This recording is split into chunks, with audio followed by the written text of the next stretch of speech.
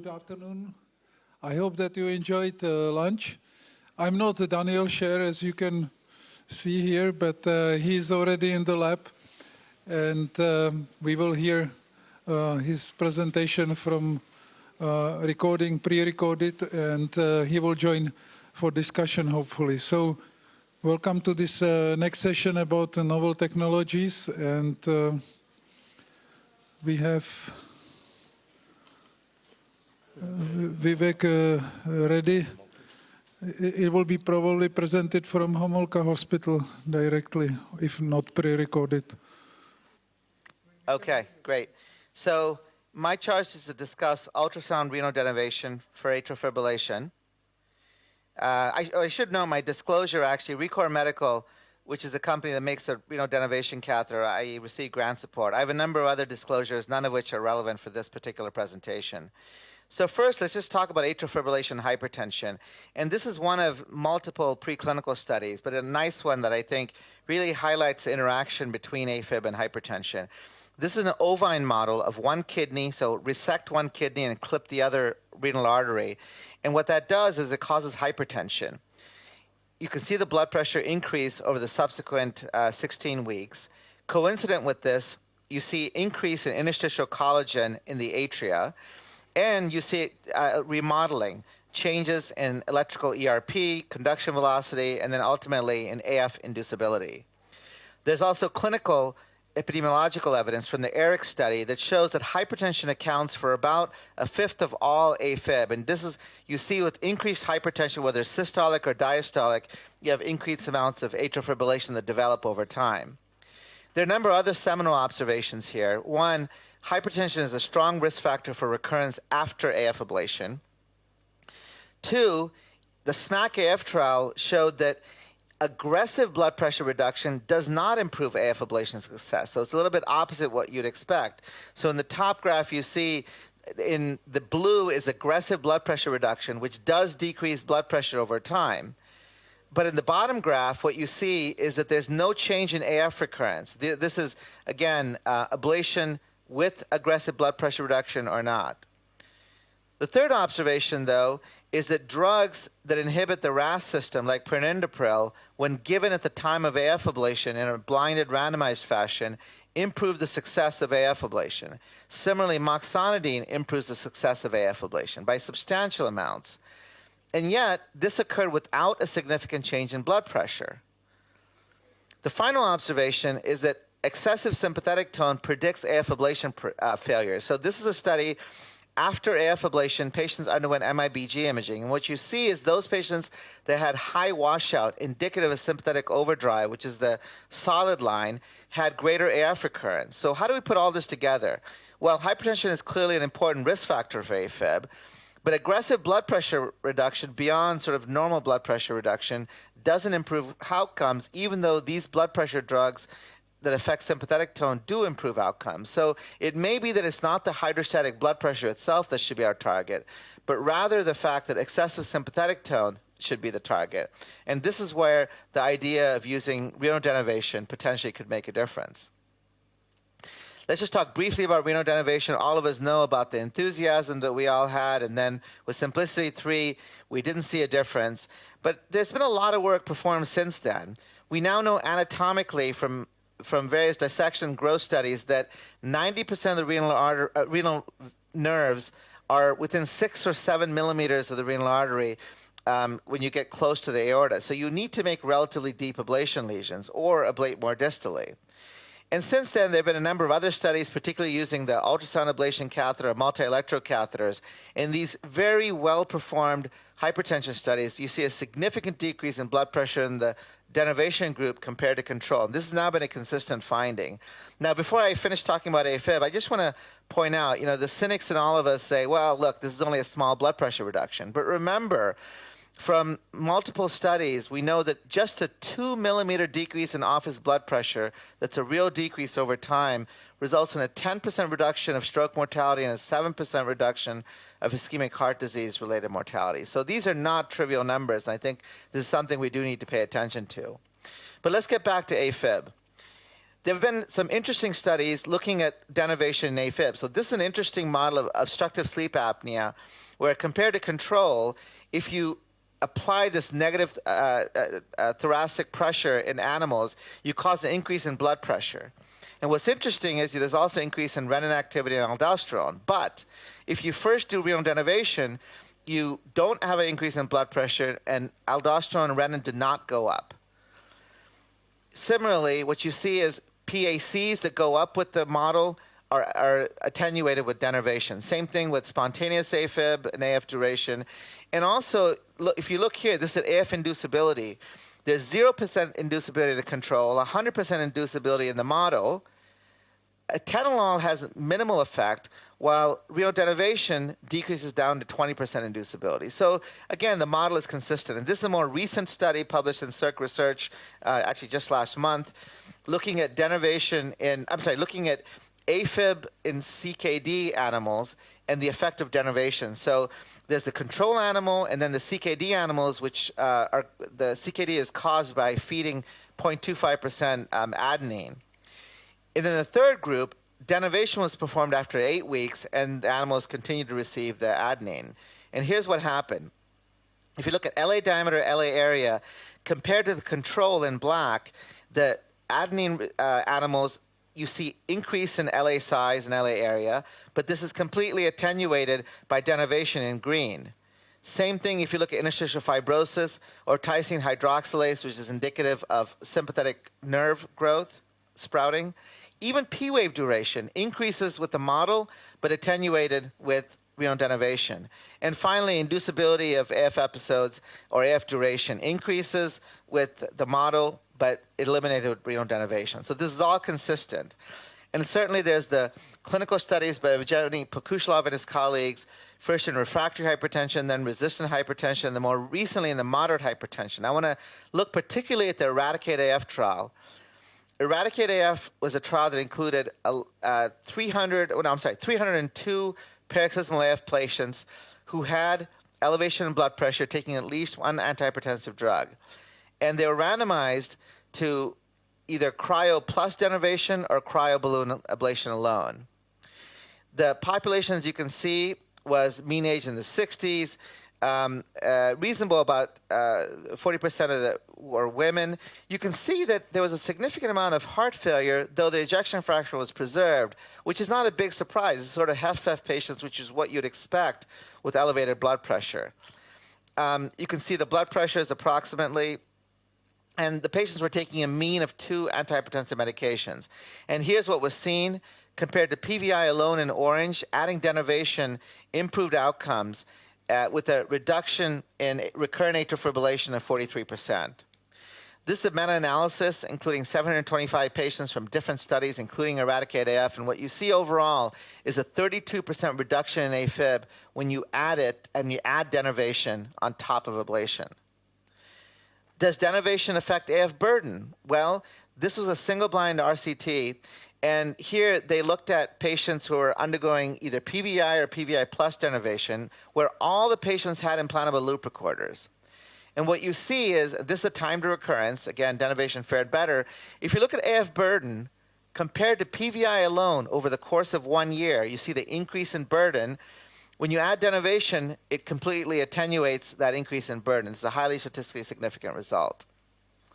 So based on all of this, we commenced the Ultra-HFib trial, which is a FDA prospective single-blind randomized trial where patients who have either paroxysmal or persistent AFib, who have some degree of hypertension, controlled hypertension in most patients, are being randomized to either AF ablation or AF ablation plus renal denovation.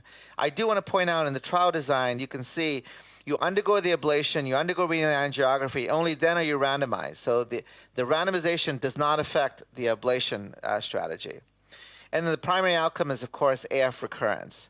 The technology we're using in this study is this renal denovation catheter.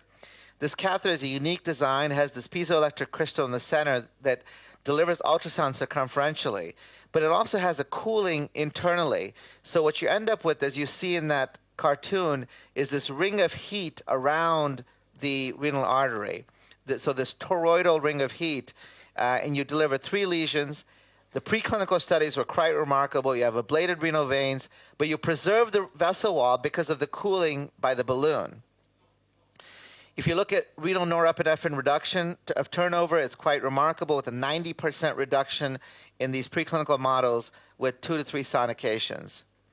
What do we do itself? First, you do a renal angiography, you engage, then you put the balloon in, you inflate the balloon to occlude it, and then you deliver the sonication, which takes 7 seconds of delivery, and then you pull it back in 2 or 3 locations.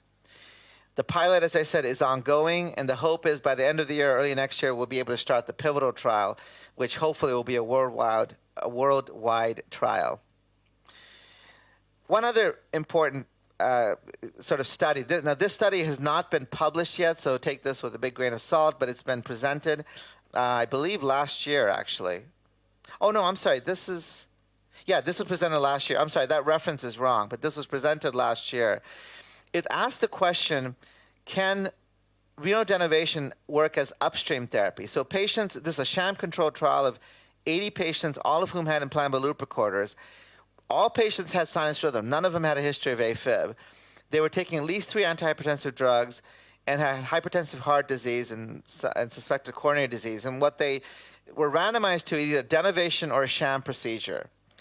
And again, this is AF identified over the course of, let's say, 6 years. And what you see is in the sham group, you can see that AF is occurring in a substantial percent, about 40% of the, about 60% of the patients actually in the sham group, compared to only about 20 or 30% of the patients with denervation. Now, again, this is not a large study. The total number of patients is only 70 patients or 80 patients. So we have to be careful how do we interpret this, but certainly it's interesting.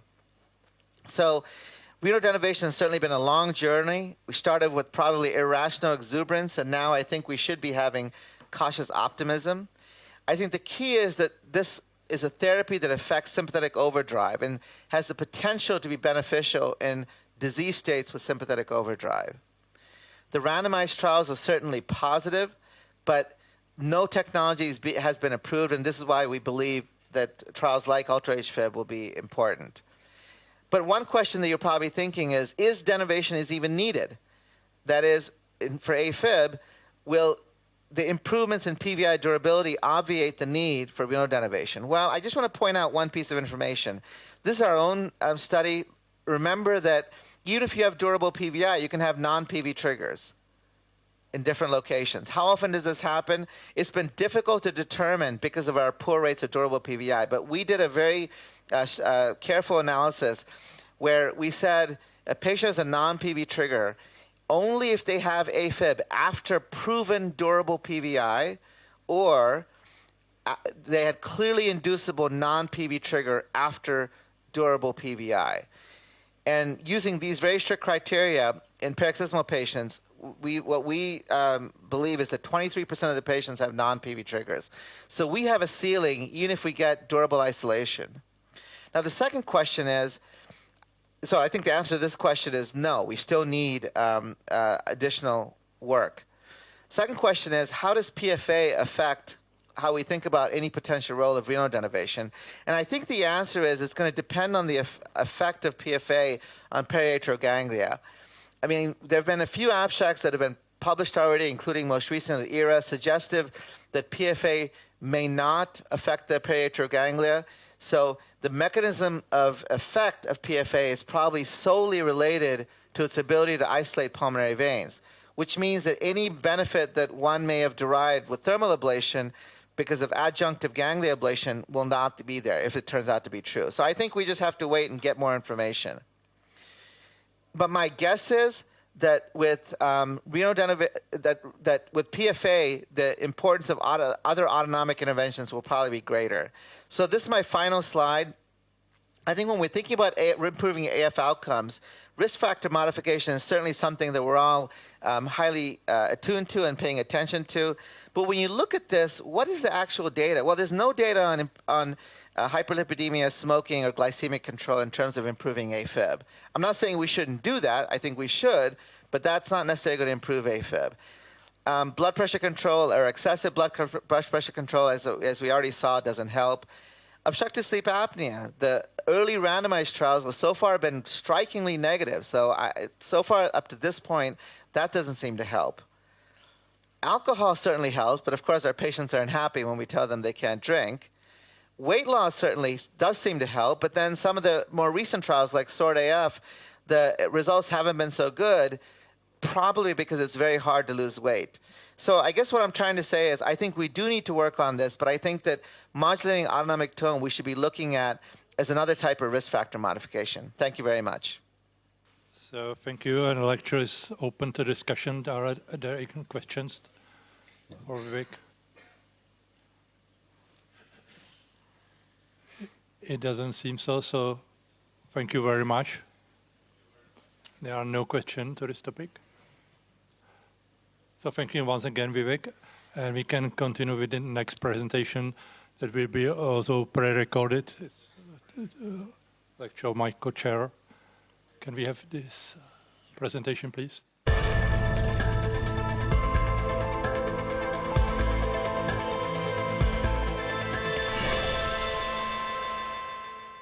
Good afternoon, ladies and gentlemen.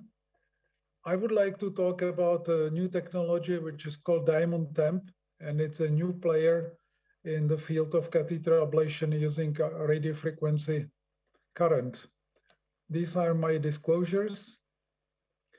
And this is a system I would like to introduce to you.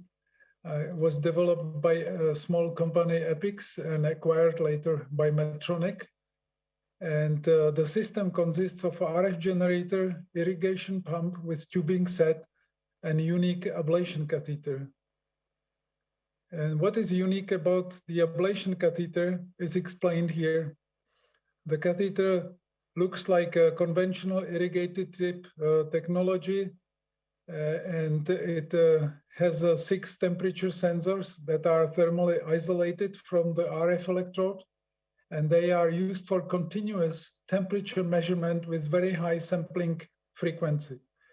And it allows you to run the ablation in temperature-controlled mode despite the fact that you are using irrigated tip catheter. And the catheter uses one flow rate, 8 mils per minute for all power levels. And the other unique feature of this technology or this catheter is the diamond network.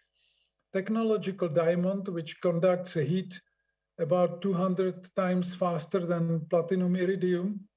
And it is designed to provide heat shunting and prevent overheating of the tissue. The third unique feature of the catheter is a microelectrode, which is circumferential, and it's very close to the distal tip, and it provides high resolution electrograms. So these are 3 main features of the catheter.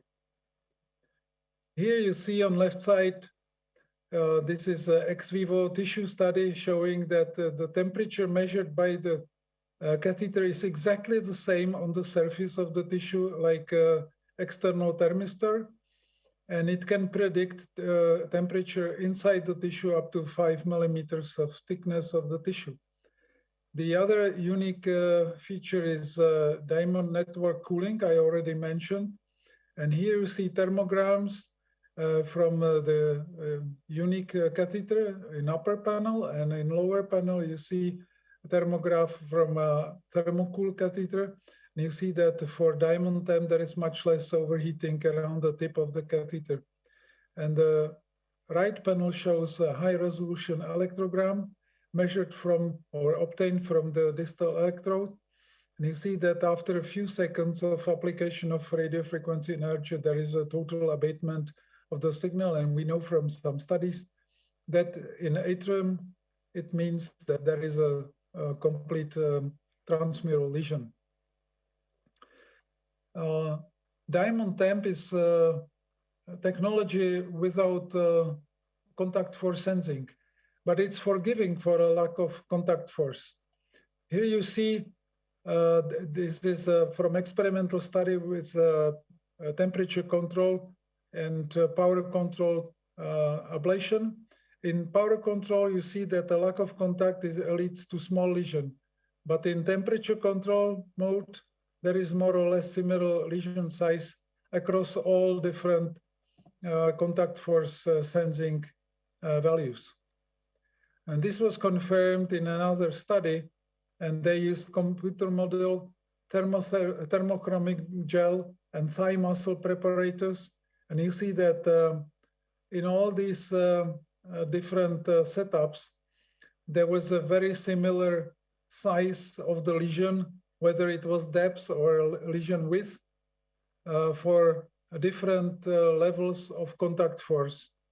You see here different levels of contact force and more or less very similar size of the lesion. We have a couple of studies.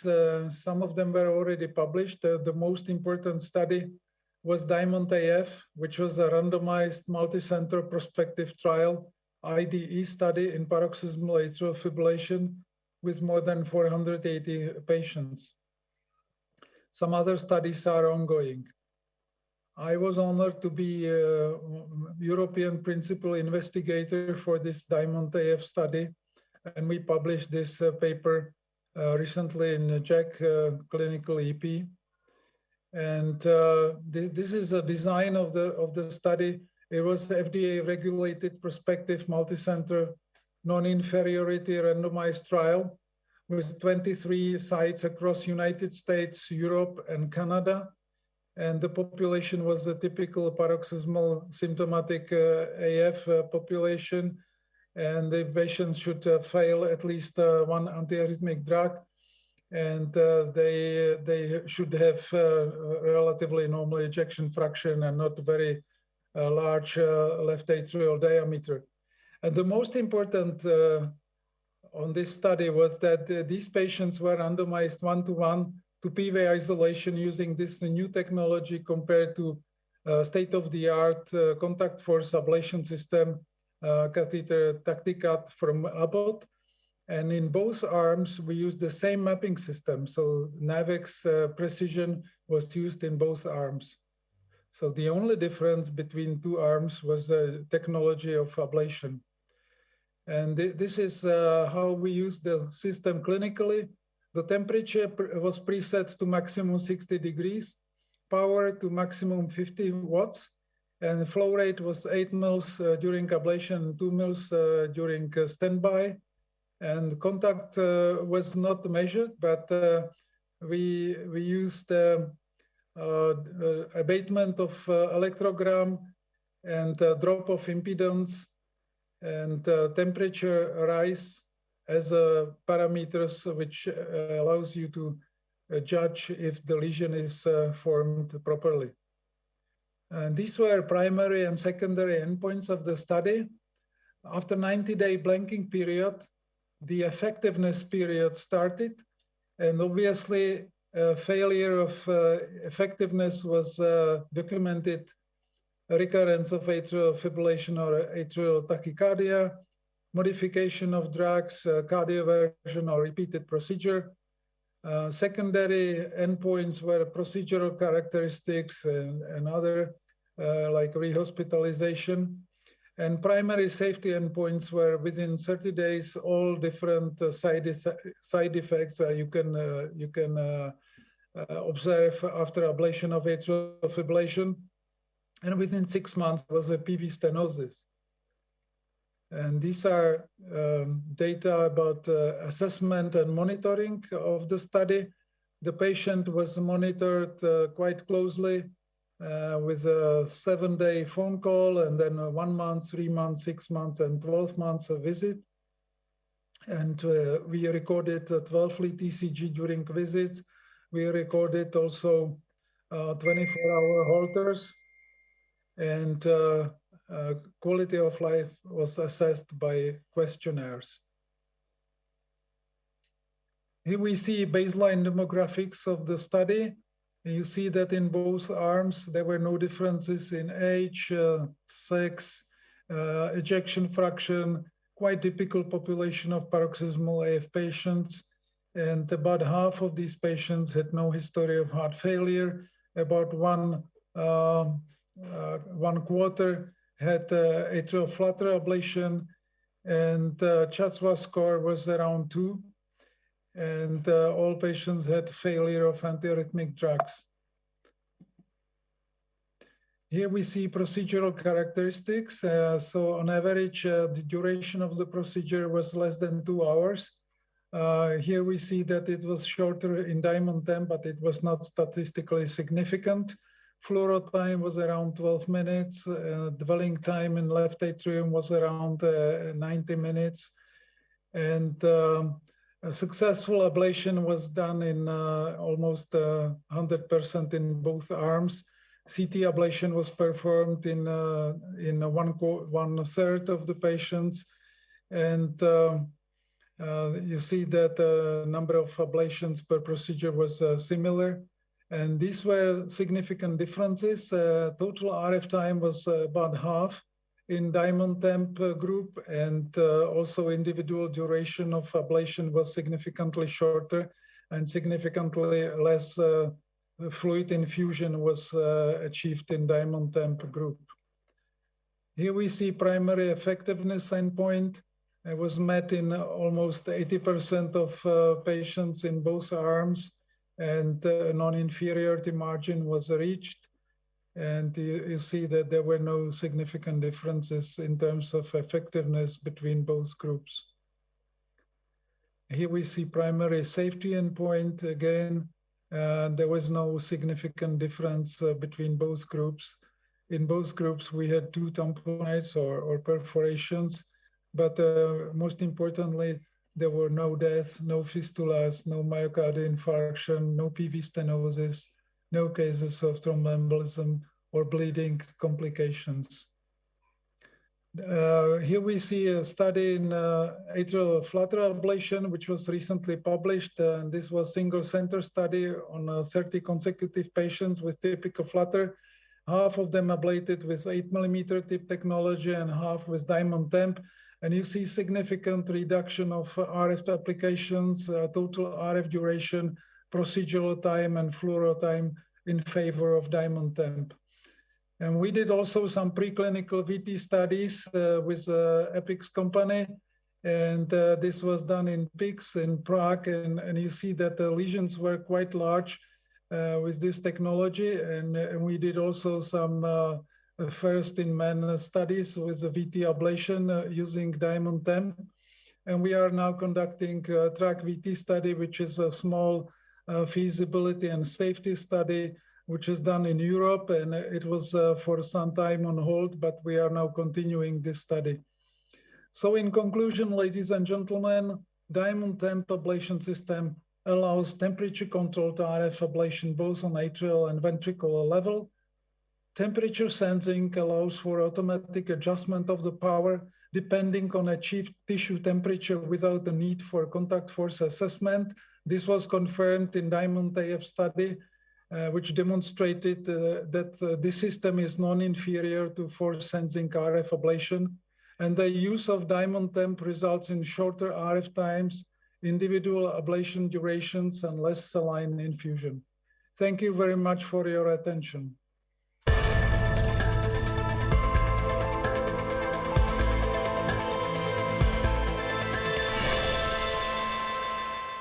Dear Josef, dear colleagues, thank you very much for the invitation to this fantastic meeting.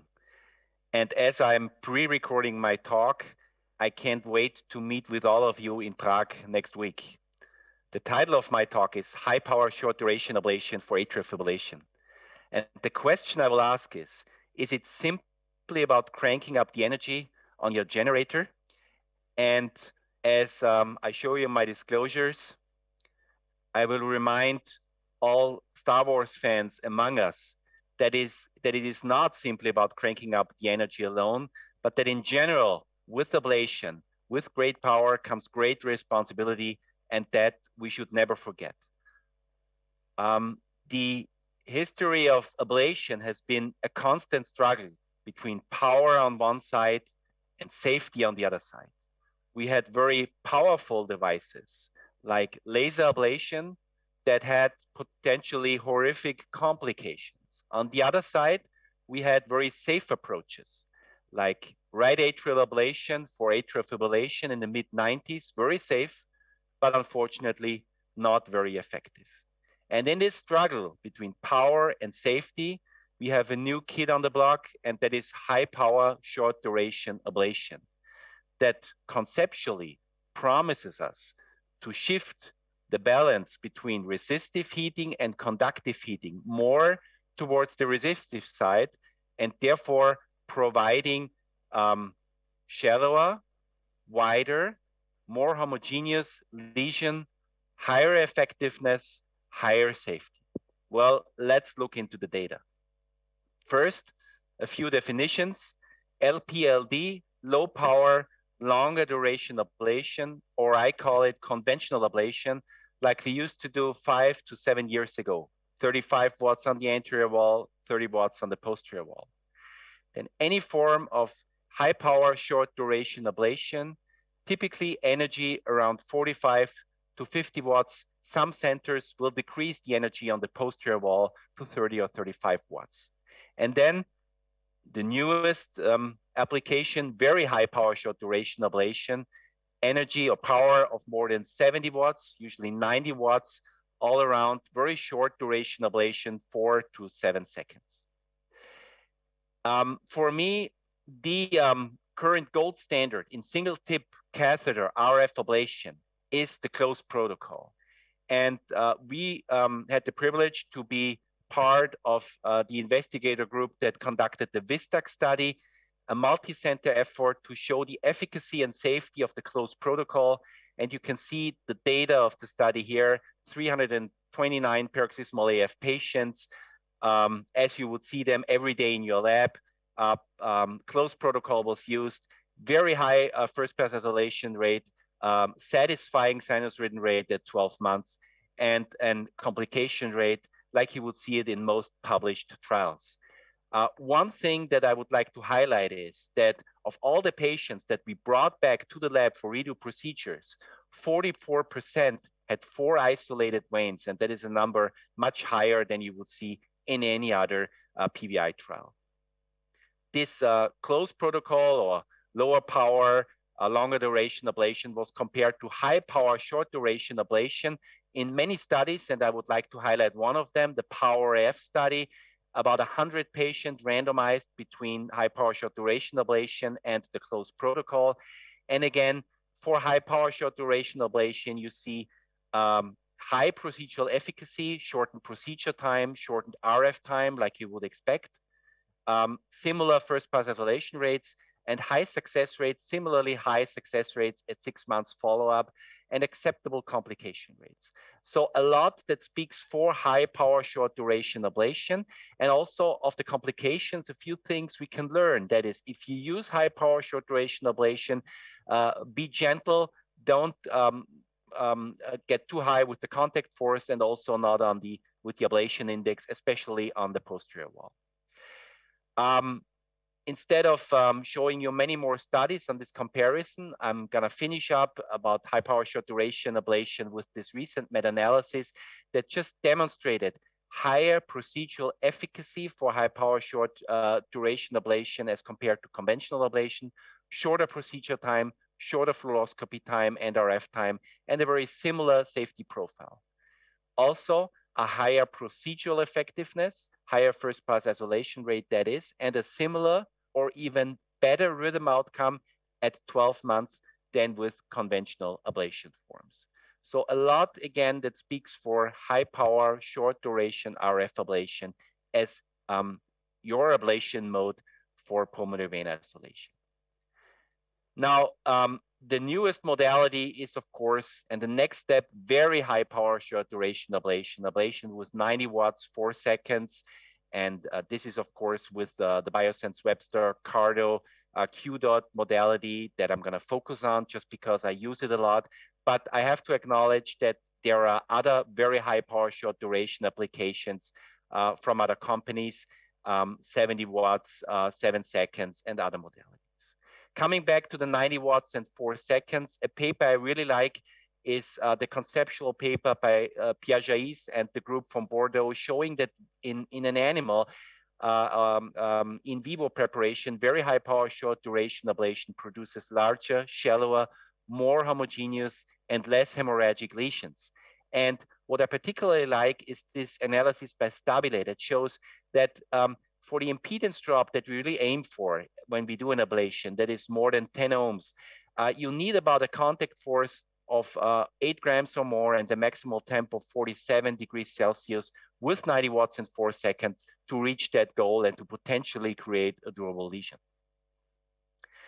The seminal study with 90 watts was Vivek's Q.fast study, 50 patients, paroxysmal AF patients, 90 watts, 4 seconds, NMARC generator, impressive sinus rhythm rate at 3 months.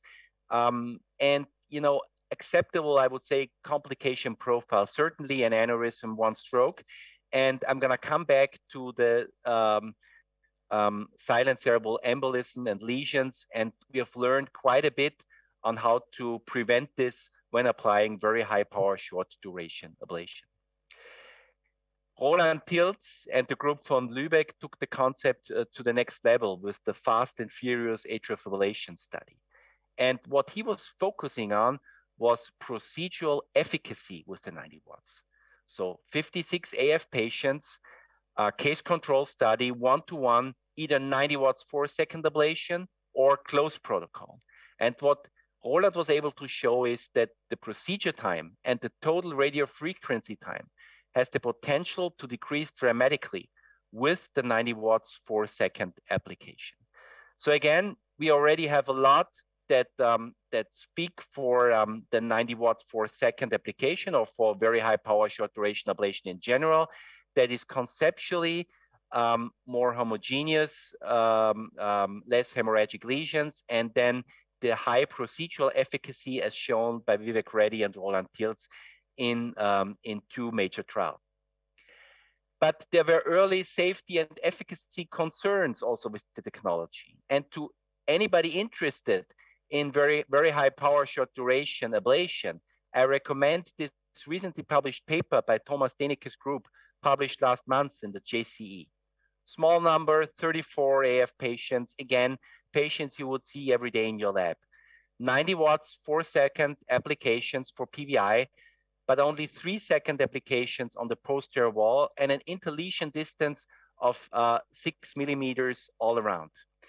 And an first pass isolation rate of around 50% with gaps both on the posterior and the anterior wall. And my hypothesis is that you have gaps on the anterior wall because of the interlesion distance of 6 millimeters, which might not be enough for the anterior wall, and gaps on the posterior wall because 3-second applications might, and that's a hypothesis, might not be enough with the 90 watts. One can argue about that, but one can certainly not argue about a second thing that was shown in that study, that was a coagulation on the catheter tip in patients that had very low impedance values. I have to stress this point. Only in patients that had very low impedance values, that is 80 or 90 ohms. And we have learned over the last year how to increase the general left atrial impedance by placing the patch on the lower back of the patient and therefore increasing the impedance beyond 100 ohms. And if you increase the impedance in 90 watts 4-second ablation, you will not run into the problem of coagulation in a catheter tip, which will also potentially affect the second thing we don't want to see, and that is silent cerebral emboli on brain MRIs. Again, I consider this issue largely solved. Thomas Deneke was able to show excellent esophageal safety with the 90 watts and excellent medium-term outcome of 90% sinus rhythm rate at 6 months. And again, here you have all the major studies for the 90 watts summed up. A good efficacy, and I would say the highest efficacy if you have an intertact distance of 3 to 4 millimeters anteriorly, as opposed to 6 millimeters as used in other studies. That will give you the highest first pass isolation rate, excellent esophageal safety, and initial issues with coagulation on the catheter tip that I think we have learned to deal with by paying attention to the impedance of the patient and by placing, again, as I will show you, patch on the lower back of the patient. Jiray Gupta summarized the open issues and potential solutions with very high power short duration ablation. Pay attention to good catheter contact, avoid coagulum formation on catheter tip by ensuring a good impedance, avoid gaps due to excessive interlesion distance by shortening the interlesion distance on the anterior wall. And this is an open issue. I think we still need a kind of ablation index for the 90 watts per second or for any very high power short duration application. How do we use the technology at our center? We are advocates of 90 watts per second.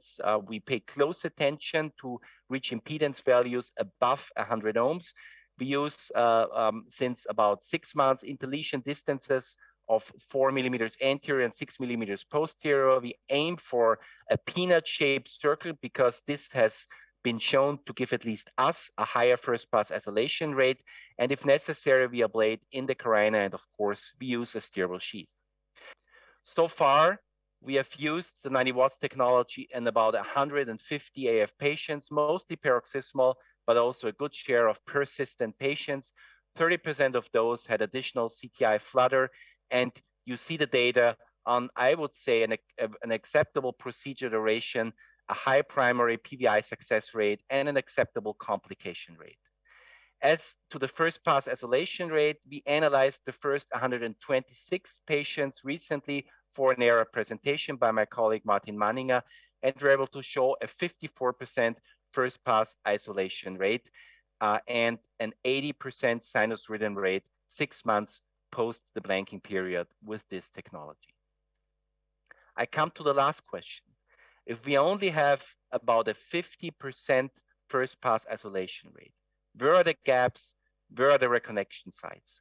And this again has been nicely analyzed by Pierre Jaïs and the group in Bordeaux. Again, 150 paroxysmal AF patients, case control setting, 75 patients receiving the closed protocol, 75 patients receiving 90 watts ablation. High first pass isolation rate with the 50 watts, but only 50% first pass isolation rate with the 90 watts, and also higher acute reconnection rate with the 90 watts. Very acceptable sinus rhythm rate and complication rate in both groups. The really interesting point in this paper to me was that, first of all, the gaps and reconnections were mainly on the posterior side, something we haven't seen. And a brilliant analysis of the data showed that gaps and reconnection sites appeared independently of the contact force and the interlesion distance applied at these very sites.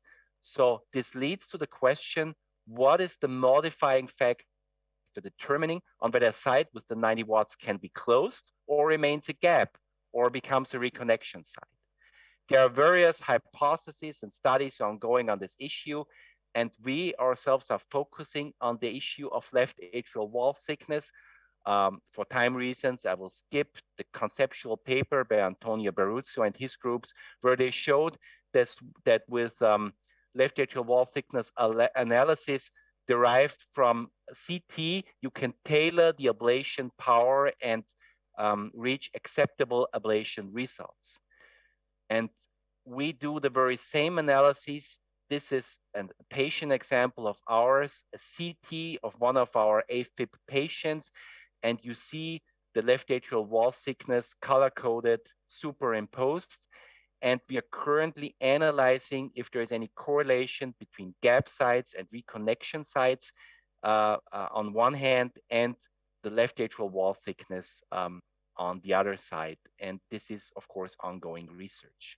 Moving forward, clinically, we have finished enrollment in the Power Plus study together with Matthias Ducheva, Benjamin Baird, and Katja Zeppenfeld, a randomized study comparing the closed protocol with the 90 watts per second application in paroxysmal and early persistent atrial fibrillation. And we will submit this paper and this data as a late-breaking clinical trial to the ESC in September in 2022. So I come back to my initial question. Is it just about cranking up the energy, or as Anakin Skywalker would ask, what must I do, Master Yoda? And Master Yoda, of course, was one of the earliest electrophysiologists. And like many of us, he didn't really know. In my experience, when you think you understand the power, you realize just how little you know.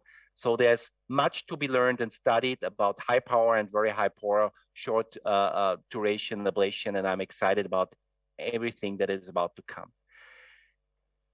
In conclusion, catheter, contact force guided RF ablation is the current gold standard in single tip catheter AF ablation, with the goal being always an effective, durable PVI lesion.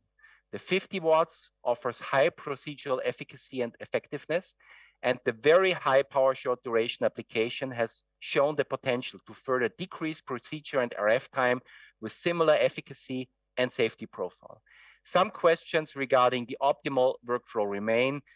We need to increase the first pass isolation rate, and we need to think about potential hybrid strategies like very high power on the posterior wall and maybe 50 watts on the anterior wall. But that, of course, needs to be studied and investigated. And with that, I thank you for your attention, and I look forward to an interesting and great discussion.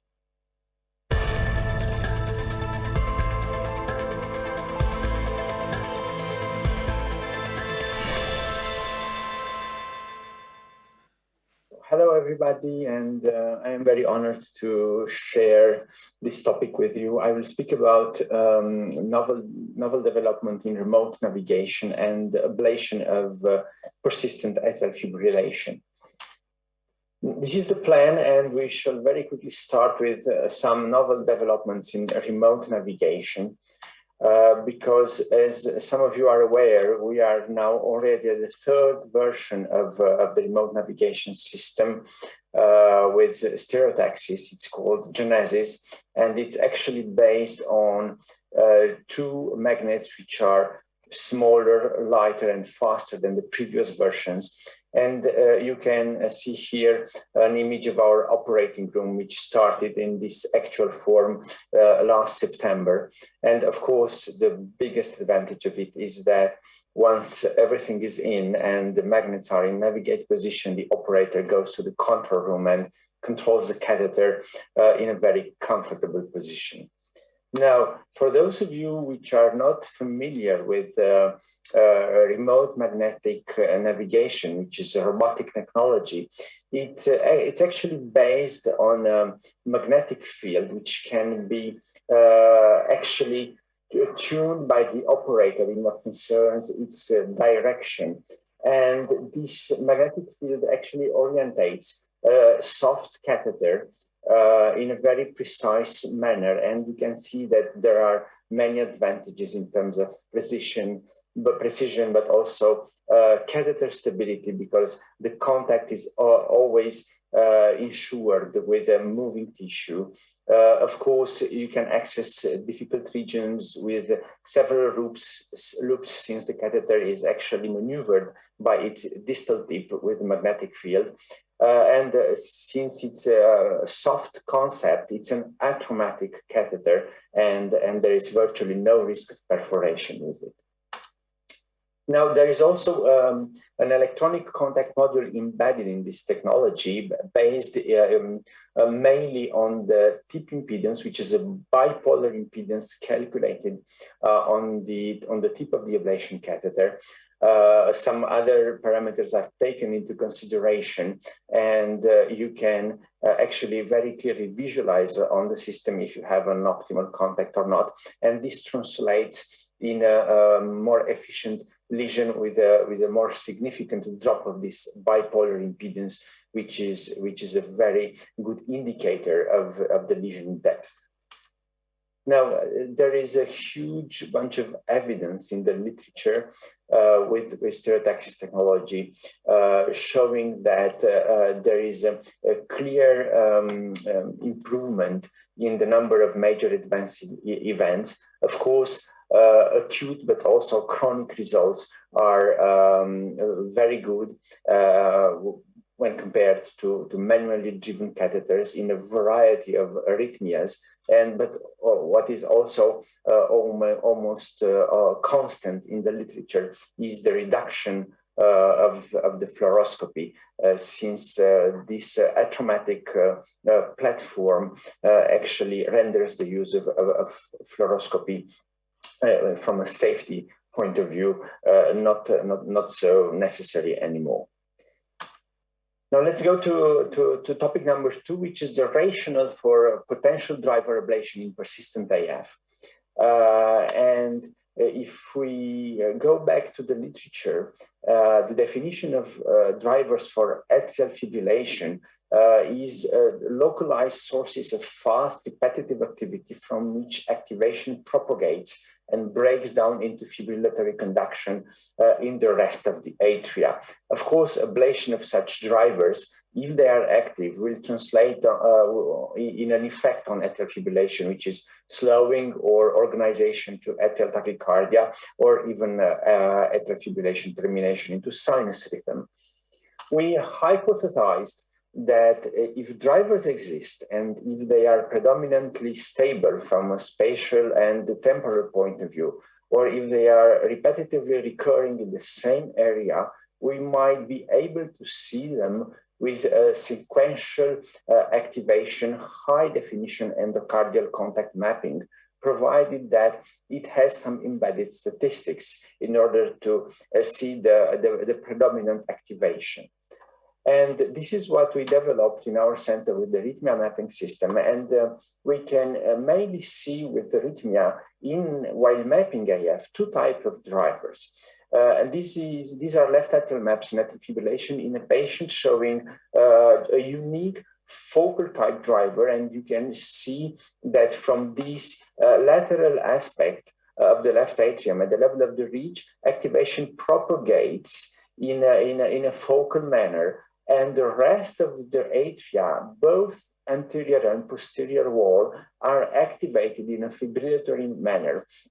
There is no scar, even if the map is shown in gray. All the electrograms have a color code with various timings because the patient is in AF. And the ablation of this unique driver in this particular case actually led to AF stopping, to sinus rhythm. The other pattern of activation, which is actually most often seen, is the rotational drivers.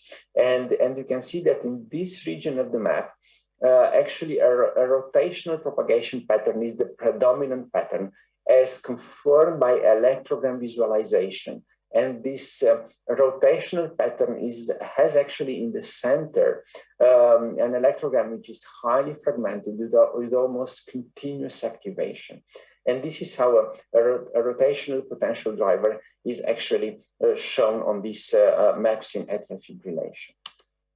How about our experience using mapping of atrial fibrillation with the arrhythmia system? We actually published last year this experience in our first series of 90 patients, and a subgroup of them, actually 51, had the first procedure during ongoing atrial fibrillation. And they were all, of course, concerned by persistent form of atrial fibrillation with the ongoing episode duration of about 7 months. You see that most of this patient population has a very dilated left atrium. And we performed a high density mapping of the left atrium with a mean of 340 points per square centimeter in each map. The mapping time is still reasonable, 23 minutes, and you see how severely scarred these atria were with a large surface of the atrium below 0.5 millivolts. Of course, the 2 types of driver that I previously explained was shown. Most of them, and that was 85% of them, were rotational driver. And you can see that in these cases, actually, the local cycle length was covered by the local electrograms in a very high proportion, 82%, of course, by contrast, In focal drivers, only partially the local cycle length was covered.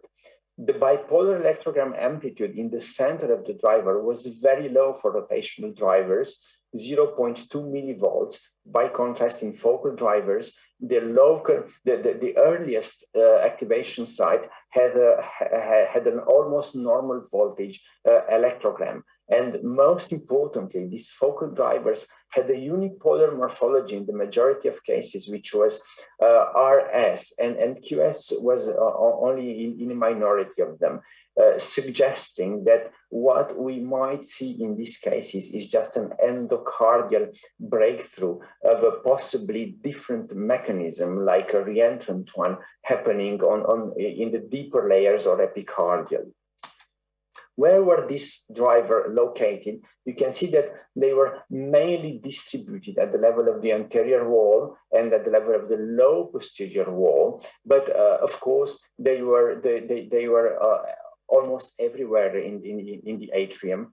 What we also saw for this driver distribution is that while we mapped successively before PVI, after PVI, and after the first driver pass ablation, we saw less and less drivers in the left atrium, suggesting a trend towards the progressive organization of atrial fibrillation in these cases. Of course, we studied this progressive organization by, let's say, the very classical marker, which is the mean cycle length at the level of the left atrial appendage, and you saw that it progressively increased in the majority of patients between the initial pre-CPVI cycle length, so the post-CPVI cycle length, and then the cycle length after the first pass driver ablation. But we also saw that the extent of the organized left atrial surface increased dramatically with ablation. And let me show you an example.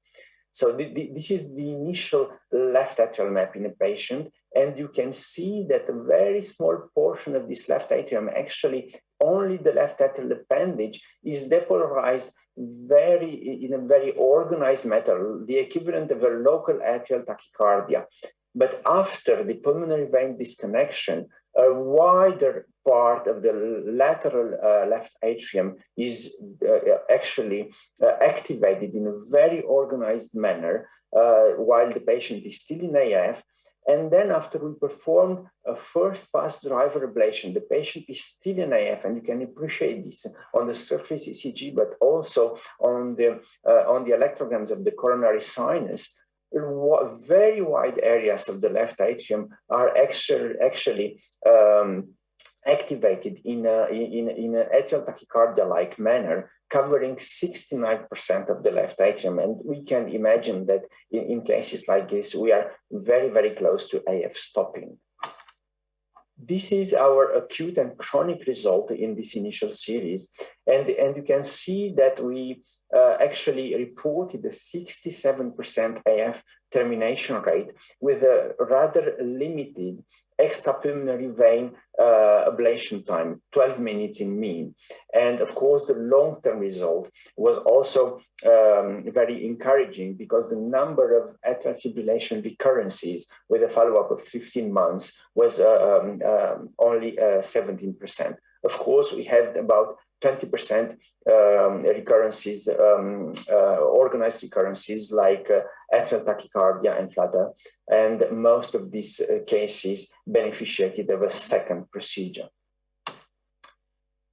Starting with this experience, a software module dedicated for atrial fibrillation mapping was developed, embedded into the arrhythmia system. It is called the Occam software, and it is based on an algorithmic detection of electrograms consistent with localized reentry. 3 criteria are necessary in order to display these electrograms, and the first of one, which is mandatory, the first one is confidence. And this confidence criteria is the spatio-temporal consistency of the electrograms, looking at both local cycle length and electrogram morphology acquired by the Orion catheter. If these electrograms are consistent, they are actually color-coded by two criteria, which are the local cycle length, but also the duty cycle. The local cycle length, of course, is classified between 115 to 305 milliseconds. And the duty cycle is the proportion of the local cycle length covered by the cardiac activity across all splines on the Orion catheter. And it's a local coverage of the cycle length. Once the electrograms are selected by their consistency, we can display a histogram based on the two other criteria, which are the cycle length and the duty cycle. And the operator can manually tune its selection based on, for example, the fastest electrograms, the shortest cycle length, but also the electrograms with the highest duty cycle, covering most of the local activation time. And you can see that in this particular example, only one driver was displayed with this selection on the level of the posterior wall of the left atrial appendage. But this is useful not only for extrapulmonary vein driver localization and ablation. We also use this algorithm for optimizing the pulmonary vein isolation line. As you can see here with the selection on the initial map, as most of the selected, of the highlighted surfaces are actually at the level of the PV antra. And this actually helps in tuning the antral ablation around the pulmonary veins, which actually results in a rightward shift of the histogram, meaning that there is a global slowing of the atrial fibrillation. And this is for us a new indicator for a progressive organization with ablation. Where were these extra PV targets localized with the new system? Of course, we found again the anterior wall and the low posterior wall below the box as in our previous experience. But surprisingly, we found also that the lateral part and the posterior wall of the left atrial appendage are quite often also concerned. Regarding the amount of ablation that we perform, this is even more limited than before, because while targeting 2 to 6 driver beyond the pulmonary veins in each patient, the surface ablated for each of them is in mean at 2.5 square centimeters, but the total targeted area in the left atrium only covers 8% of the left atrial surface. The total extrapulmonary vein radiofrequency time was in this initial experience with the Outcomes software of only 8 minutes. And this is even more encouraging than before. Let me show you how this progressive organization with ablation is displayed with the outcome module. You have here initial examples of the left atrial map in a patient with the initial cycle length at the level of the appendage of 160 milliseconds. And you see that the initial histogram is shifted rightward after the PVI line, and then target ablation furthermore shifts rightwards the histogram. But we can also see that there is a tendency towards the clustering of the histogram around, let's say, 2 main cycle lengths. So we can now speak about 3 new criteria of the progressive organization with ablation. The first one is, as I showed you, the chamber-wide slowing. We are also shifting all the electrograms to lower duty cycles. This means that the number of residual drivers is diminishing, but we saw in a very significant number of patients after driver ablation, this cycle length clustering while the patient is still in AF, which actually translates most probably to remaining independent tachycardias still going on while the patient is still in AF. And I will stop here. Thank you very much for your attention.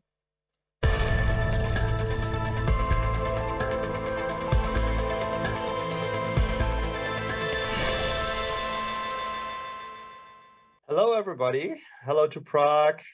Thank you, Joseph. Thank you, Peter, for inviting us to provide a lecture and also a live case using the radio frequency balloon, the so-called HelioStar technology. And today, it's my pleasure to give you a little insight into our initial experience with this new ablation device. So the device itself is a 28 millimeter balloon, as you can see in the center. It is covered with 10 golden electrodes around its surface. As you can see, the RF electrodes are irrigated, as you can see from this irrigation fluid coming out. And during the mapping and ablation procedure, it's continuously flushed with heparinized saline. The whole device is an over-the-wire technology, and the central guide wire is the so-called lasso star circular mapping catheter, which is also equipped with 10 electrodes to record pulmonary vein potentials and to prove pulmonary vein isolation.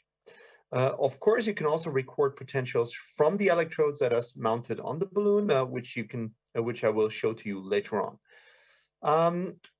The whole device is navigated and brought to the left atrium with a steerable sheath. It's a 13.5 to 14 French steerable sheath, the so-called guide star that you see down here. And of course, the whole system is able to be navigated in a 3D environment using the Carto mapping system as shown up here. The ablation energy that allows us to ablate from each individual electrode in a unipolar fashion is provided by the engine generator that you can see on the right upper side right here. So that is the equipment.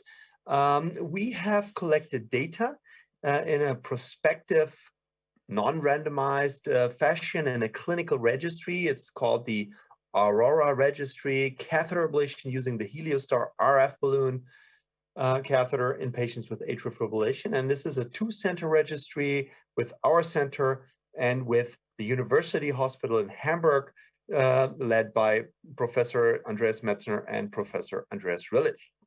So yeah, today I will show you preliminary data from this Aurora registry. Until the end of March, we have enrolled 139 patients, 60% male with a mean age of 67 years, mildly obese, and 60% had paroxysmal atrial fibrillation and 42% persistent atrial fibrillation. And as you can see from the table, the comorbidities are very typical for an atrial fibrillation population with arterial hypertension, diabetes, status post-stroke, a little bit of heart failure, coronary artery disease, and a normal LV ejection.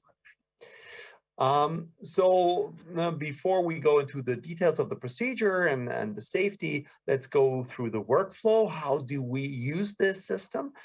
It's illustrated here in the images. We perform a single transeptal puncture.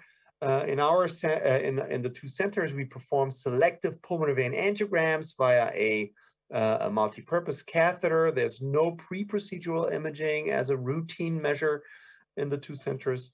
We do a pre and post-procedural map using a regular lasso nav catheter, because until today, the lasso star that I've already shown to you is not capable of collecting 3D geometry, but this will be amended in the next generation. So until today, lasso nav, we perform the geometry, we do a 3D map, then we perform a sequential pulmonary vein isolation with the RF balloon. Each energy application lasts for 60 seconds, except for the posterior electrodes that face the esophagus. Those are identified and are automatically shut off after 20 seconds to avoid thermal injury to the esophagus. You see, we're using a temperature probe with all of our procedures.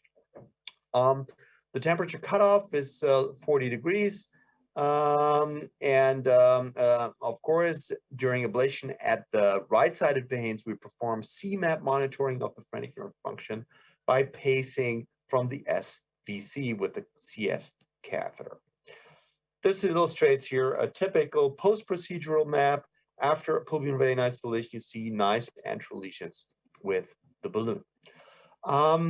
So, of course, one is afraid of causing pulmonary vein stenosis when you perform circular ablation in a single shot fashion with this balloon. How do we avoid these? So we are performing occlusion angiograms to assess the position of the balloon in relation to the PV ostium before we start the energy delivery. We do this on top of the, let's say, imaging in the 3D map, because we feel that gives us additional information in terms of good positioning and a ostial or antral position of the balloon rather than a tubular or too distal position. These are examples from the different veins that we engaged. So for the ablation, it's a quite complex screen. Right here, you see the balloon sitting at the left inferior pulmonary vein. We are identifying the posterior electrodes. You see there's a P. You can manually select the posterior electrodes. Then energy delivery is started from all electrodes at a time. You see the electrograms, both from the lasso here and from the heliostar. And you see pulmonary vein isolation right now. You saw the spike disappear. There's a dissociated activity recorded from the lasso star catheter, so you can document time to isolation. You see online baseline impedance changes for each individual electrode, so as a quality marker for your lesion. Yeah, so a lot of information that can be processed during the ablation at each individual PV. Let's move on. How to avoid overdosing. So not only online, but also post hoc, you can identify or look at the quality parameters for your individual lesion. You see here in the bar graph, you see the power that was delivered for each individual electrode. You see the impedance change in green, and you also see the temperature that was achieved for each individual electrode. And it's also tabulated. And for me personally, the best parameter for a good lesion is the impedance delta between the baseline and the post-ablation impedance, which should be more than 12 ohms. And as you can see from this lesion here, it's well above 12 ohms. So we are very happy with this ablation.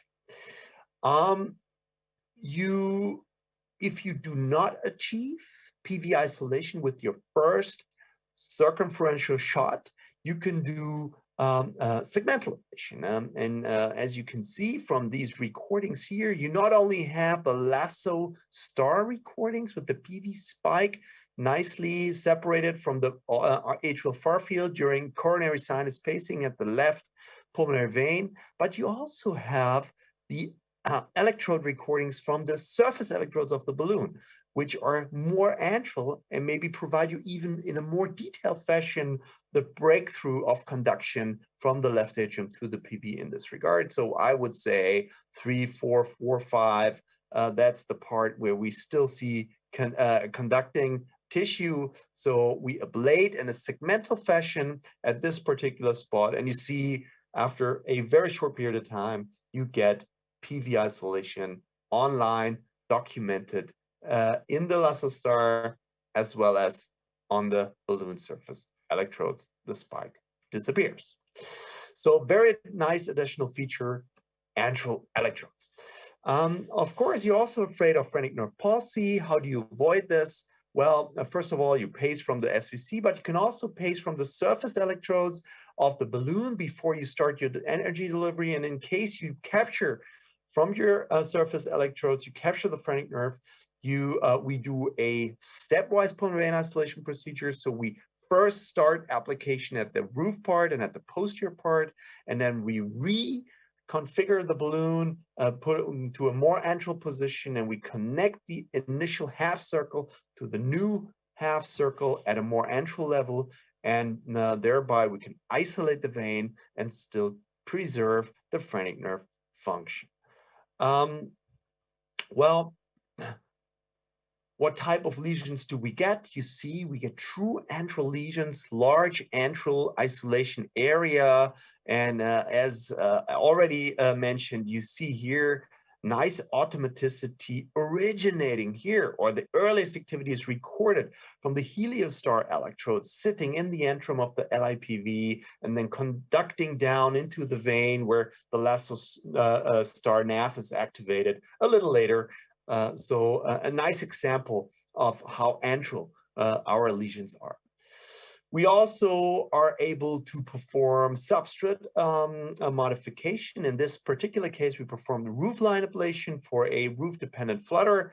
So we anchored the balloon with the Latcu nav in the left superior vein and pulled back the balloon and brought it to the roof and delivered a couple of lesions here. And as you see in the post-ablation map, there's full conduction block across the roofline. So this is another feature of the balloon that you can not only perform PVI, but also linear lesions. Well, then, of course, we want to avoid esophageal injury. As I already mentioned, we're shutting off the posterior electrodes after 20 seconds. And if there's still a rise in temperature, we can also manually shut off the adjacent electrodes. And our current results are as follows. You see, out of the 139 patients, we have scoping results from 75 patients, and 9 out of these 73, 9 out of the 73, so 12%, had a superficial esophageal thermal lesion. And after treatment with PPI, this is an example, there was complete resolution of these lesions. And so far, no atrial to esophageal fistula had occurred. What is the safety feature? So a single pericardial tamponade occurred, 0.7% so far. 2 strokes were observed, 1.4%. No, 1 phrenic nerve palsy, 0.7%. 0 PV stenosis. Some minor esophageal temperature rises in 15% of the patients, and minor exercise or a major exercise complication in 0.7%. I have to mention that all of these complications that I depicted here occurred in the first 25 patients of both centers' learning curve, and since then, no major adverse event occurred. In terms of efficacy, you see here the rate of first shot PV isolation. In total, it's 60%, with the septal veins a little more easier than the lateral veins, left common 1/3 of the veins. So still some room for improvement. The time to isolation for an individual application is around 12 seconds. How many applications did we perform per PV? You see that here, it's 2 applications per PV on average, and on average, it's 8 applications per patient in the first 139 cases. That translates into procedural data. The whole average procedure time is 80 minutes, 82 minutes, plus minus 30. And this also contains the pre and post mapping with the Latcu nav. And you see the balloon dwell time, or the balloon time in the left atrium with the heliostar balloon is only 34 plus minus 17 minutes, which means as soon as we have mapping capabilities with the Latcu, I think there's a lot of room for further shortening the procedure and being even faster than that. Floor time, 14 minutes. And as you can see here, there's a small difference between the 2 centers, but for the whole procedure. But for the, let's say, balloon time, it's very, very similar. So the ablation can be carried out in a very standardized and very consistent fashion in a very, very short period of time. This is a depiction, depicts the learning curve of all centers, of both centers in orange and blue. And what it is shown here, I think let's say the slope of the learning curve is very, very flat, which is of course expected because both centers are very experienced with balloon ablation. So I would not foresee a tremendous learning curve for people who are used to balloon-based procedures. Yeah, that's the end of my presentation. I'm very happy to take your questions and, of course, show you a nice live case later on. Thank you very much for your attention. Best regards from Frankfurt. Hope to see you soon.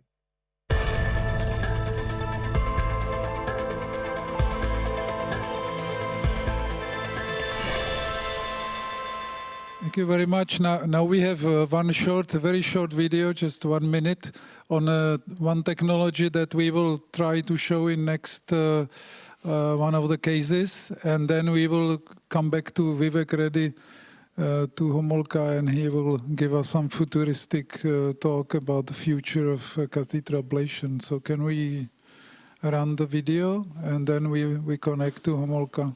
I'm proud to be a delegate as well as a sponsor of this essential meeting, Prague Rhythm 22. I'm excited to be able to present to you our new product, the OneStim, a truly fully portable EP stimulator and mini recorder. We've designed the OneStim to give you the flexibility to do EP cases almost anywhere, anytime, in hybrid labs, transesophagally, and in ICU in post-op. One of the more interesting cases was recently in a 2-week-old baby in Uppsala with a successful diagnosis of WPW using the transesophageal approach. But perhaps the most exciting application of OneStim is in conduction system pacing.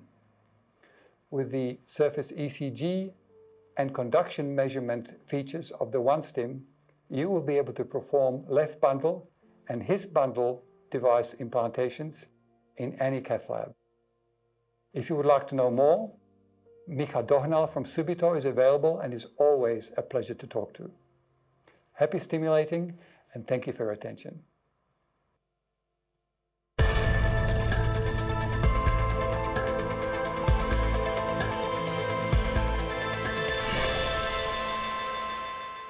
Okay, we will try to use it for GP stimulation, not for, obviously, implantation of device, but we will see. Anyway, can we move again to Homolka and ask Vivek for this final talk of this session? Vivek. Okay. Hi, can you guys hear me? Yes, of course. Okay, fantastic. So I have this relatively daunting title, The Future of Catheter Ablation. I have a number of disclosures. I will be discussing some investigational devices that do not have CE mark or FDA approval. So this is a pretty wide open subject, and what I thought I would do is talk about this both from the perspective, from a clinical perspective and a little bit of a technology perspective.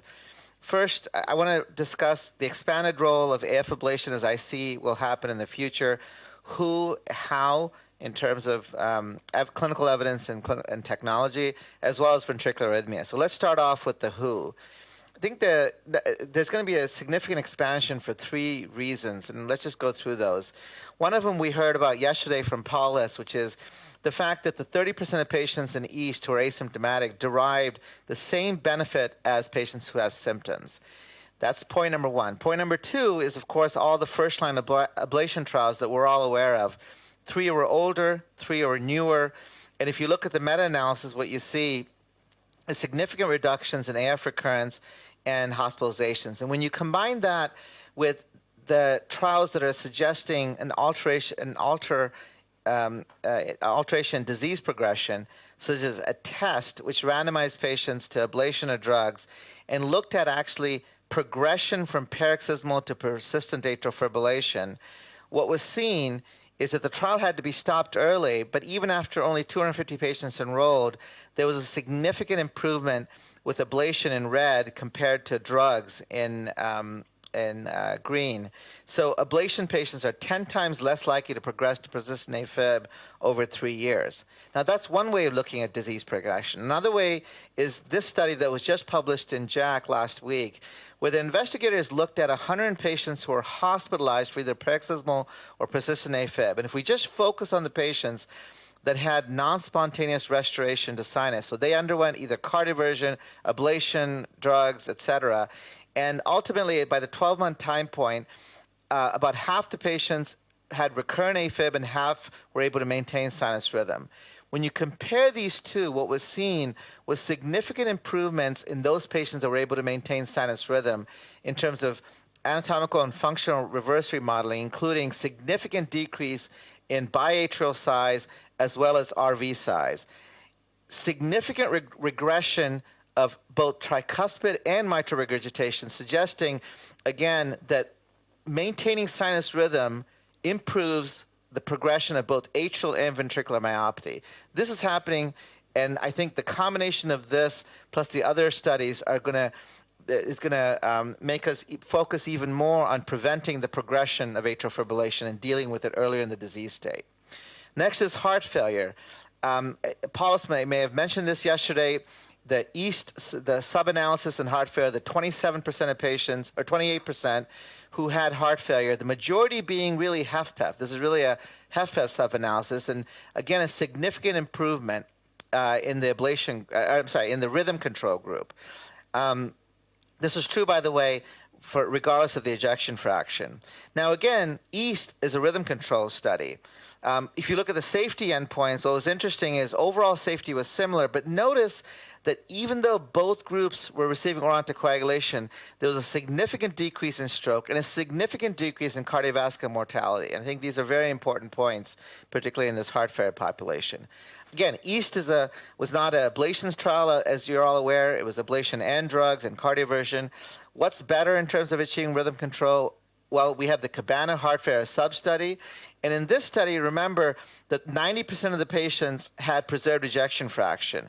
And what was seen, even on the ITT analysis, was that 43% of the patients, there was a 43% reduction in mortality. There's also the RAFT-AF trial. Now, I think that this is not a negative trial. This is not a neutral trial. This is basically an underpowered trial. As you know, the trial included both HFrEF and HFpEF patients, and unfortunately, the DMC stopped the trial after 411 patients because of low enrollment. Despite that, what was seen? Well, there was actually a 29% reduction in events in the primary endpoint of death or heart failure hospitalization in the ablation group, but this has not reached statistical significance. But it was pretty close, a p-value of 0.066. So certainly an adequately powered trial, I would think, has a much more favorable chance of seeing positivity there. But remember, all the secondary endpoints were favorable for ablation. Functional class, 6-minute walk, pro-BNP, and ejection fraction. So I think that this is certainly optimistic. But I also do agree that we need an adequately powered trial in this space. Okay, beyond the who, how about the how? Well, we've heard a number of talks about pulse field ablation. I don't want to reiterate all of those. I do want to recognize there's a number of technologies being studied in clinical trials that I'm aware of. There are multi-spline catheters that we've heard about. There's the circumlinear catheters, the globe catheters using pulse field after cryo, and certainly there are also the focal catheters. We've heard about the Galaxy system, the lattice tip, and the gold tip catheter. I should note that in terms of clinical effectiveness data, what's been published has been really only with these three systems. And in terms of remapping data, it's only with the lattice tip in this system. Though I should note, I believe that Ante is going to be presenting some remapping data at HRS, so we'll get some data with the Galaxy system. What do we know about the real-world experience? Well, this is data that was recently presented. This included the 24 centers who started commercial pulse field ablation in Europe, 90 operators, over 1,700 patients. What was seen is that acute PVI success was quite high at 99.9%. I should note, by the way, this is a survey, a center-level survey, so that it does have some limitations. If we look at adverse events, I separated into those that, let's say, are potentially energy-specific in blue versus those that are, say, general catheter-based, not really energy-specific. Good news is there were no esophageal events, which I think is quite favorable after 1,700 patients being treated. No PV stenosis or phrenic nerve paralysis. However, there was about a 0.46% rate of transient phrenic nerve paresis that resolved before the patients left the hospital. This suggestive, though we're not 100% sure, but suggestive that this is not really necrosis, but maybe something more like hyperpolarization. But again, we need more data on this. But in terms of the sort of the generic catheter-related complications, there was a relatively high rate of vascular complications, most of them minor, 3.28%. The ones that we have to focus on, I think, are tamponade. Or the other ones we have to focus on, there was a 1% rate of tamponade and a 0.4% rate of stroke. I should note that one of those strokes resulted in a death. On the other hand, that was the only death. So the overall mortality was less than 1 in 1,000, which I think is pretty favorable given that this is the first elaboration of the technology with over 90 operators. We did do a root cause analysis for tamponade. Some of them were related to the transseptal puncture. In fact, the majority related to the combination of transseptal puncture, sheath, or guide wire. There were some that were not related to PF at all, related to CTI ablation, coronary sinus perforation, RV perforation with the pacing catheter, et cetera. So these seem to be general catheter-related issues. In terms of stroke, the most common seem to be related to sheath management, perhaps inadvertent introduction of air. So I think that overall this is favorable, though I think we should remember that there's room for improvement here. Now, beyond that, I want to just talk one last thing about where I think is a future direction of PF, which is what I will call PFM, or pulse field mapping. I think this is a really exciting exciting approach. What I'm going to show you here, this is a lattice tip catheter, and we put the catheter in this location. This is before ablation, before PVI, but we put it in a location that we knew we were going to then ablate immediately.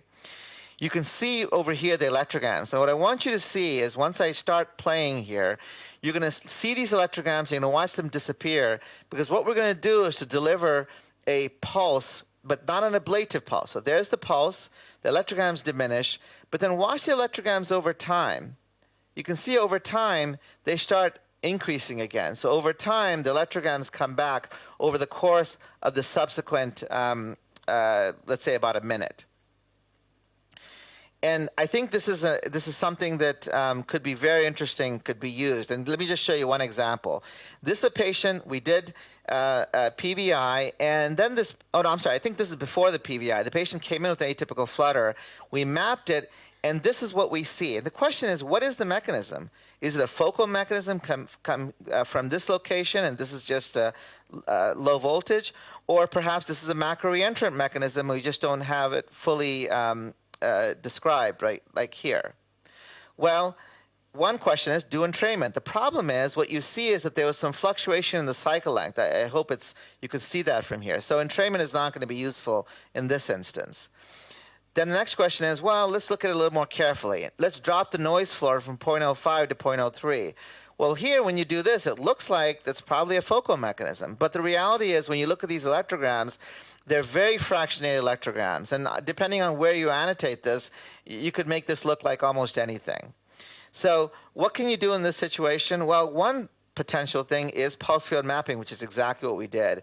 Where you see the yellow dot, this is running, we deliver the pulse, and the tachycardia terminates. Another example here, pulse, tachycardia terminates. On the other hand, all of the blue dots are locations where the tachycardia didn't terminate when we delivered a reversible pulse. So based on the fact that it terminated here, which then this is most likely a reentrant mechanism, because again, if it was focal, it should have terminated over here. So based on this, then we did ablation, and when I play this, watch on the bottom, this is the running tachycardia, and then we're going to deliver energy, in this case RF energy, it terminates the tachycardia, and then we render it non-inducible after these lesions. I think this is, again, this is just one interesting example. You can imagine how this strategy could be useful for bypass tracts, for Scherr VT, for almost any of these situations. It doesn't mean, by the way, you have to ablate with PF. You could ablate with RF. But I think the idea of using this is a very interesting one. We still need more preclinical and clinical data, obviously, but I think this is part of the future. Let's move on to ventricular arrhythmias. Scherr VT ablation, I think we've already heard a little bit about Partita, Paolo Della Bella's trial, a very intriguing trial, published in Circulation just about a week and a half ago. For those of you who don't know, he took 517 patients receiving defibrillators for primary or secondary prevention, followed those patients, 56 received a shock. They were randomized to either ablation or not. The trial was stopped early because at the first interim analysis, there was a significant difference in mortality. And here's what we see. For the primary endpoint of all-cause death or worsening heart failure, the ablation group in red fared much better with an astonishing NNT of only 3. This was mainly driven by mortality, with this, and again, an astonishing NNT of only 3.4. So these are really dramatic results. And not surprisingly, there were fewer VT recurrences in patients that require a shock in patients that underwent ablation. It's a very dramatic trial. It's a small trial, partly because the patients did so well. One of the criticisms of Partita is going to be, well, if they had a shock, the control group didn't get any antiarrhythmic therapy other than intensification of beta blockers. Is that a potential downside? What if instead you've given them, let's say, an antiarrhythmic agent like amio or sotalol? Well, there's also another trial called Survive-VT, which was just published in JACC about 2-3 weeks ago. This was a trial that took patients who had a prior MI, symptomatic VT, typically an ICD shock, and randomized to either ablation or antiarrhythmic drugs, predominantly amio. And what was seen was the primary endpoint, which is a composite of mortality, ICD shocks, heart failure hospitalization, and what they called severe treatment-related complications. And you see the ablation group in blue fared much better than the drug group, the hazard ratio of 0.52. If we look at the individual components of the composite, it was not driven by mortality or ICD shocks. It was driven by a 44% reduction in heart failure hospitalization and a 70% reduction in this severe treatment-related complications, which are largely amio-related slow VT, requiring hospitalization, et cetera. So I think this is a very intriguing trial. The combination of Partita and Survive-VT, I think, are very compelling. I don't know that they're going to change management immediately, but they certainly will start shifting therapy to earlier in the disease state.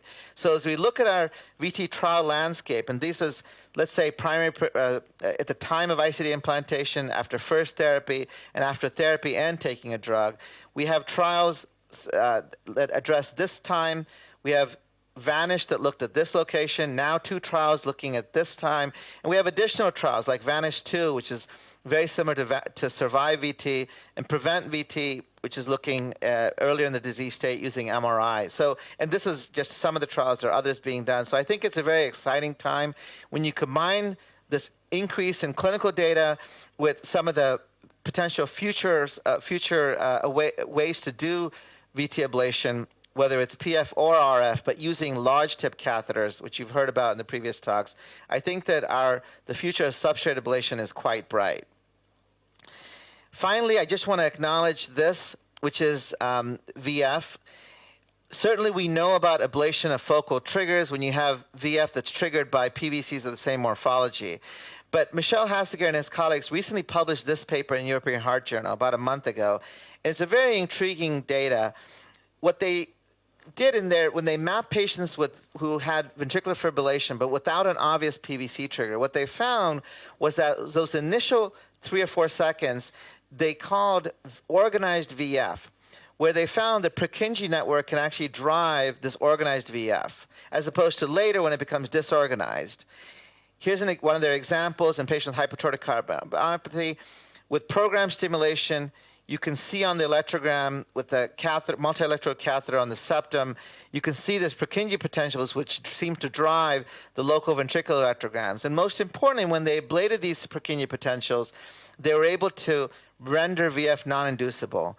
How are the outcomes? The blue represents the number of VF episodes pre-ablation, the red after ablation. And even with the very strict criteria of freedom from recurrent VF, you can see, you can see pretty impressive results. So I think the real question here is going to be, how applicable is this? Is this in a very unique subset of patients who have primary VF, or is this potentially applicable in a larger percent of our population? I think, again, the most exciting aspect is the potential to be able to do this simply with program stimulation as opposed to looking for spontaneous VF. So I guess that's what I would say is one of the futures. And finally, one last shameless, I should say, plug, which is to please do watch us on Virtual EP Connect to see additional discussions on these and other topics. Thanks again.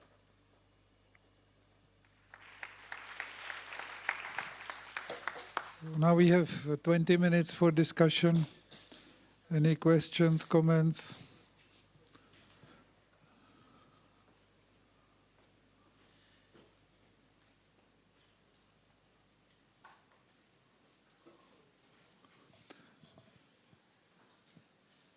I have a question here from the chat for Vivek. With reversible pulse field ablation or pulse field delivery, how did impedance correlate between the two modes? That is question from the chat. Yeah, it's a good question. The answer is I don't know. I mean, we're still doing these studies. I think we need to understand it better. I sort of glossed over this, but last year we had an abstract Jacob presented at HRS where we showed some of this data on the reversible pulses. We still need to get more data. I think when I say it's reversible, it's like cryo-reversible. You still probably get a small amount of damage, like maybe a couple hundred microns of damage, so it's not completely free of damage, but it's not like what you see with the full lesion. So can we make it completely reversible where there's absolutely zero damage? I don't know. I think we need to understand this better. The effect in terms of biophysical parameters, we still need to understand that better. Boris? Maybe I could ask my colleagues, both Dan and Boris, a question, if you don't mind, Joseph. Okay. Well, and maybe to you too. It's different now in Europe that you have pulse field available. It's certainly different than the U.S. And I'm just thinking about how you decide which patients get pulse field versus not pulse field. And how you're deciding that now and what you think is going to happen, let's say, a year from now. So, Boris, can you comment? Well, hi to everybody. Thanks for having us. We're a little short of time because we're now preparing the live case. But coming back to the question, so there are already many patients specifically asking for pulse field ablation because they read the news and are very keen on having a virtually side effect-free procedure, which is not completely true, of course, but this is, the data that Vivek showed is certainly favorable. We have a couple of study protocols running. Personally, as you all know, we've been big fans of single shot devices for index procedures for AFib ablation. So because we are only focusing on the PVs for the index cases. So in this regard, I think this is a further step towards a, almost exclusive single shot use in those cases. And amongst all of them that are there, pulse field has some very favorable options. So we believe that it will take a large piece of the cake in let's say, the next 10 years. We try to use it every week, a couple of cases, and sometimes we select patient based on the size of the atrium. So let's say the more complex ablation you expect, you rather choose pulse field. Although I agree that in the future will be more for this initial index ablation procedure in paroxysmal atrial fibrillation. We also choose it for some redo cases where we have some atrial tachycardias because it seems to be quite powerful. And of course, we do some studies with some other technologies, so and we still need to train people to do ablation point by point. So it's only proportion of cases we use now for pulse field with Farapulse, which is the only available now for routine use. I have a question for Boris. Have you done any serial imaging or checking for silent microemboli post-procedure? Is a question from chat. Using PFA, yes. We have screened out of the first 200 patients that we treated here. We had 52 patients with MRI imaging post-procedure.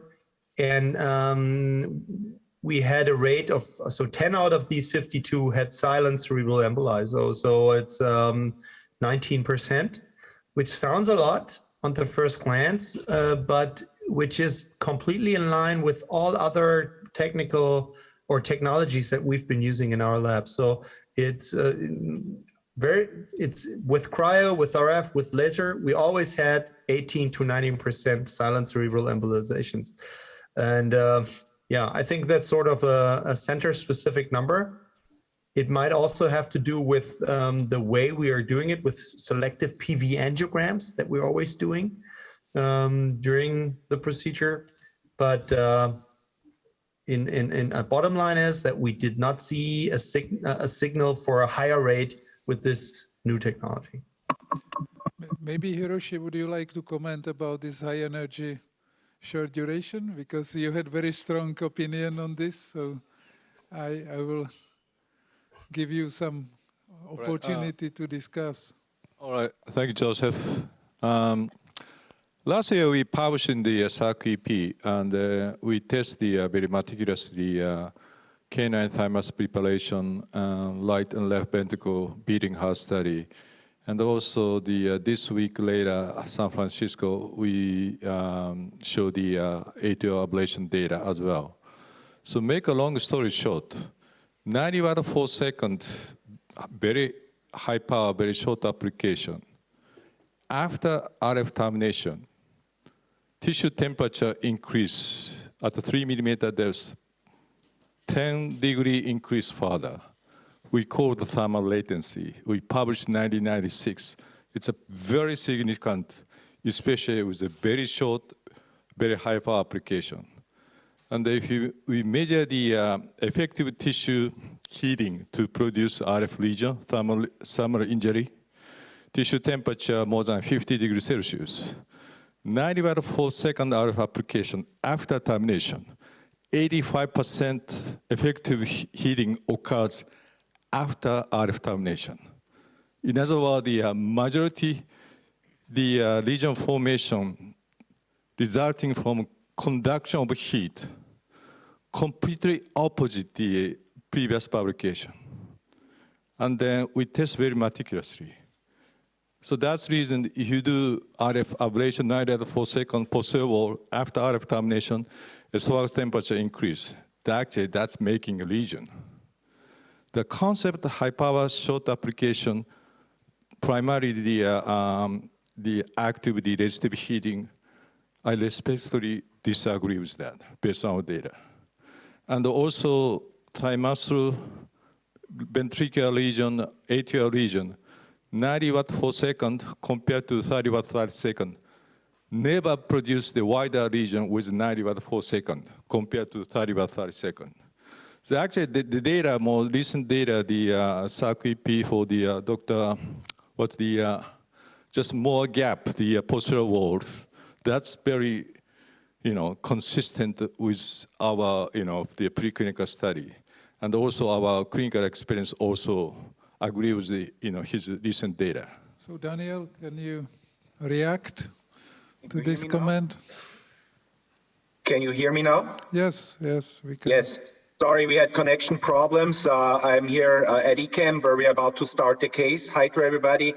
I will make my life easy and first give my answer to Vivek and then react to Hiroshi, if I may. So a quick comment to Vivek about PFA and how we use it in the future. I think the data is encouraging. We are waiting for long-term efficacy results. We in our lab use it for about 50% of all first AF all-comers for PVI. I think right now it's primarily a question of availability. A lot of these chips are currently in the harbor of Shanghai and in the Suez Canal, and the companies I think need time to staff labs with generators. Having said that, I think we should never forget, with all the hype we currently have with new technology, especially with PFA, that the standard currently is already pretty high, with cryoablation or with ablation index guided ablation. So what we currently are doing is not bad at all. So that's why I think linear ablation, single tip ablation will stay around even if PFA proves to be effective in the long run. Now to Hiroshi, I know, I mean, I'm getting on dangerous ground if I now cite another study that showed that, you know, Piaget and Takigawa showed that 90 watts per second, at least in the swine model, do produce wider lesions with bigger surface area. I know that's a bit conflicting data, and I know that there are issues with lesion depth. What I will say that clinically we are still in search for the right recipe, and we are currently investigating whether decreasing interlesion distance will add to lesion depth and lesion continuity. And this is what our aim is basically in the Power Plus study. So I would say the book is still open on the 90 watts 4 seconds. Yeah, again, you know, I'm repeating the most recent publication, Dr. Bolton, higher incidence, the gap in the posterior wall. Okay, fundamental physics, you never change it. 30 watt 30 second, 900 joules energy deposit to the myocardium. Of course, 100% not going there, but you have like a same contact, everything same. 90 watt per second, only 360 joule energy deposit. And then virtually impossible produce greater lesion volume, all right, compared to the 900 joules versus 360 joules. And the diameter smallest, depth is shallow, that's 90 watt per second, compared to 30 watt 30 second. We test the right atrium, we test the ventricle, we test side muscle. The reason we do side muscle because we need to know the tissue temperature measurement. Again, high power short application, lesion formation resulting from the resistive heating primarily, I respectfully disagree with that. Actually, the other way around. Conduction of heat, 85% after the RF termination. That's primarily reason for the lesion formation, high power short application. I have questions for Vivek from the chat. First is, especially for VT-VF and pulse field ablation, after pulse field application, it seems to be infarction, which with rich arterial vessels flow. Is there some risk of bleeding or rupture? I don't understand completely this question, but maybe Vivek will have some comment. And then also, have you tried double catheter reversible pulse field for septal VT mapping? So I think the first question was, does pulse field make the tissue fragile, causing perforation? Was that what they were it seems to be infarction with a rich arterial vessels flow. Is there a risk of rupture or bleeding? Yeah. So, you know, one of the reasons why we wanted to do this safety evaluation, and with everyone on here, I mean, with Boris and Dan and everyone else, and you also, Joseph and Peter, was to look for these really rare types of things. Like, is it possible that something like that could occur? And at least with 1,758 patients, we have not seen that. You know, could we see that after 100,000 patients? I have no idea. But all the preclinical data suggests that that kind of a problem is unlikely to happen.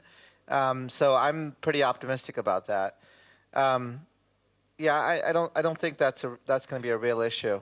What was the second question? I missed that. Double site mapping. Oh, the double, yeah. With pulse field. Yeah. I don't know. I mean, with the double, I'd like to ablate, not do the reversible if we have deep septal substrates. But the answer is no. We've not done that in patients. Preclinically, there's been some work. I think that we're going to see some stuff at HRS on this. There's no reason why that shouldn't work. I don't know if it's necessary, but I think it could be interesting. The big problem, of course, is that we just don't have any tools available to do these kind of things in patients. Yeah. So hopefully we will have such tools in the future and we'll see such studies. And I have another one for... Can I just make a comment about... Let me just make one comment about what Hiroshi was saying earlier. Hiroshi, I don't think that anybody... I mean, or maybe I'm not cognizant of this, but I can't believe that anybody would disagree with the concept that most of the ablation happens after the 4 seconds. I mean, conductive heating is conductive heating. It doesn't stop at the end of 4 seconds. Is that really really a point of contention? No, actually the publication, you know, other groups saying the majority effective tissue heating 9 watts per second resulting from the resistive active heating. Conduction of heat is very minor. Our data is complete opposite. I don't even understand how one could prove that. That's almost impossible to prove. Yeah, I agree with you. So then we tested. Okay. Yeah. Vivek, we're on the same page, but the last few years, people talking about the complete opposite. Even I spoke to my mentor, Fred Whitcomb, regarding this issue.